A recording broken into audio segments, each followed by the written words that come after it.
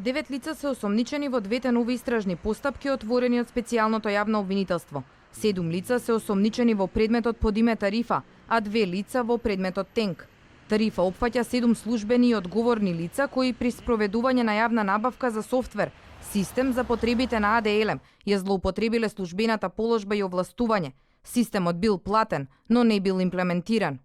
Воедно постои основано сомнение дека дел од осомничените лица неосновано одобриле исплати на парични средства на име лиценци за одржување на софтверот, спротивно на посебните услови од договорот за јавна набавка, каде што е предвидено дека плаќањето на име лиценци за одржување на софтверот ќе се изврши во гарантен и постгарантен период, а кој никогаш не започнал да тече, бидејќи системот не бил имплементиран, со што причиниле штета во износ од 456.000 евра.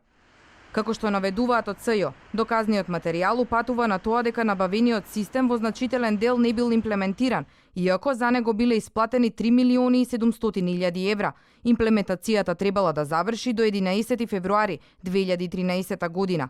Тогашниот директор на Елем Владко Чинговски во телефонски разговор за 24 вести вели дека се сеќава дека бил набавен таков систем и дека во негово време работите се одвивале според предвидената динамика. Повеќе не сакаше да коментира. Чинговски беше на чело на Елем до октомври 2012 година. Овој случај следува откако СЈО влезе во државната Елем, каде што чешлаше документација. Чинговски тогаш негираше незаконско работење. Ја влезе во Рекбитул, а дали тендерите? Рекбитул 6 месеци. А дали тендерите во ваше време се легални опозицијата? Све е легално. Жилбата на тогашниот премиер за набавка на специјален тип на возило ги довело двајцата осомничени во предметот Тенк да ја злоупотребат службената положба, бидејќи при вршење на јавни набавки незаконски фаворизирале определен економски оператор.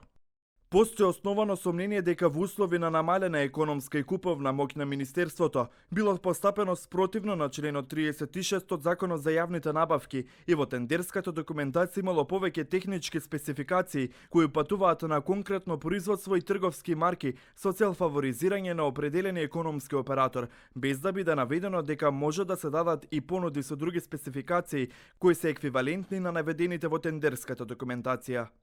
Станува збор за договор вреден околу 572.000 евра, со кој, како што се слушна и во така наречените бомби на опозицијата, бил купен Мерцедесот за поранешниот премиер Никола Груевски.